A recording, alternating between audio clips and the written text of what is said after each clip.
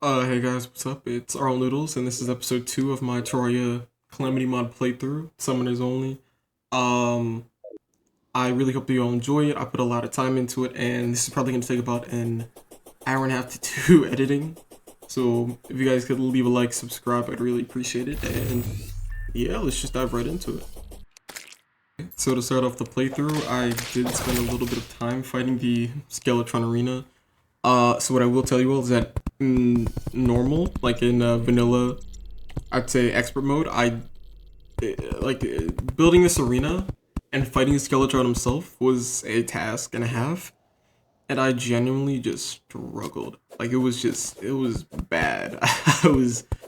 I died at least 20 times, so I was just terrified for what like Calamity brought with him. I did spawn Skeletron, and honestly, I think I was less intimidated, so because I didn't see the second phase. But what happens, as I'll show you all, is that Skeletron teleports. I don't know how to put this, but you'll see. But he teleports, and you have to avoid a whole nother area of potential damage. It's crazy. But yeah, it's a whole nother fight in, I think it's not expert mode, but it's Masters mode. Yeah, Masters mode. So Masters mode Skeletron is insane. I think probably expert mode I could definitely do this with the whip. And I am doing it, and I will do it in the playthroughs, but this is just it takes so long to whittle his hands down. And then you have to get the skulls while the skulls are dropping at you. I don't know, it's weird, but you'll see during this. About 11:36, I decided to go for the Imp Staff, because I know I needed a higher summon damage, than the Eye. But the Eye was good, it was really good for exact hits, but I wasn't doing nearly enough damage. Yeah, it just wasn't doing exactly what I needed it to do originally. What you're gonna see me do in this series is that I flip-flop a lot, so I decided to go for the Obsidian Armor instead, so I could get the summoning numbers up, because I do need more damage, along with the Imp Staff. So instead, I decided to go for the Wall of Flesh, and I think that was honestly a good call on my behalf, but also could have not been, because as you all will see, it was interesting. So I did in fact realize that I did not have the demolitionist, which I knew that I needed for bombs to blow up the shadow orbs. So here, this is just me making extra housing because I have put it off, but then I realized that I probably shouldn't be putting it off anymore. For anybody that doesn't realize, the Eater of Worlds drops scales, and the scales mixed with obsidian make obsidian armor, which I would use for my summoning. Yeah, and I feel like that was necessary, if anything, if I was going to go after Skeletron again. I could honestly beat him if I just spent a little bit more time learning the attack patterns and whatnot, and I will do that, I just feel like it wouldn't hurt to do this as well.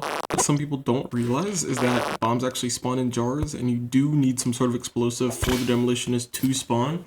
So instead of waiting for him, because I had no explosives in my inventory, I actually went out and I found some jars, and I decided to just basically wait for him to move in after that. I was really hyped because I was looking around for maybe like 10 minutes looking for a jar. And I found this cavern, and it was 3. So, of course there's going to be a bomb, and as I thought, there definitely was. After the whole bomb escapade, I really didn't think that having some more obsidian would hurt, because honestly, in my experience playing this game, you can never have enough obsidian. For the armor, for obsidian skin potions, for when I go and get the Imp Staff eventually. And yeah, I just don't think it would hurt, honestly. I started using sticky bombs I bought to actually excavate an arena. Little did I know how hard the actual boss was, because I've only fought him on expert mode. And expert mode is, as I think a lot of you all know, a lot different from Masters mode. So yeah, I was just sitting down here excavating this little area out, thinking it was gonna be a nice little boss fight. And as well, we'll see, that was definitely not the case. So since I brought a broken orb originally and got the musket, I only really needed to break 2 more, so this is what I did. the boss fight started off normally, you know, as the Eater of Worlds does, but what I noticed when I was hitting him is that I was doing not enough damage, considering that he has 25,000 health. At this point, I just start panicking because I'm just stuck in the corner, and just throughout the entire fight, it's just terrible. Like, it's just bad. Like, I don't know how else to explain it. It was just hell. At the end of the fight, with 2 hearts left, I did end up dying and lost the spawn. But that's only the first fight, and, you know, I know that I have more chances coming. I did try to fight the Eater World again, and that ended about as well as you'd think, but the dumbass in me did not realize I was holding all of my gold, and as you'll see, I lost about 64 gold from my original 80. And I was just devastated, because I realized I only had 20 left after I tried to go buy something from the merchant, and that was that, I guess. At about an hour and 9 minutes, I resorted to building an above ground arena, because I was not going to go for that fight below ground again, and it was just terrible. It was just a bad experience all around. I dropped the last couple orbs down, waited for the Eater of Worlds to spawn, and just jetted my way up. So what I'm gonna say is the above ground arena definitely did help. In all seriousness, it really did, but as you all can see, his massive health pool, it didn't really help a lot. I mean, well, it did. So I wasn't stuck in that confined area, and I wasn't really gonna get stuck in general. But what I didn't take into account was that the heads were gonna split off, and that was gonna be a whole nother problem. And on top of that, each separate ending was going to do insane amounts of damage. Because they actually spit out these, like, poison orbs. And yeah, getting hit by the head takes about 5 of your hearts away too.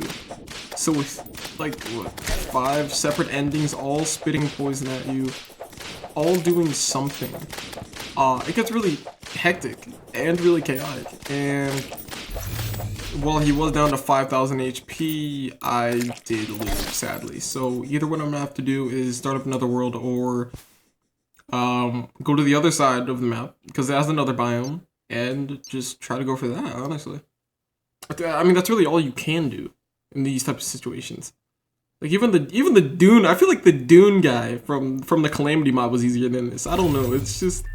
Or maybe it's just the whip that I'm using. Maybe I do need the Spinal Tap first. I don't know, it's a lot. But, after this, I kind of just checked out. So, yeah, stay tuned for the next episode.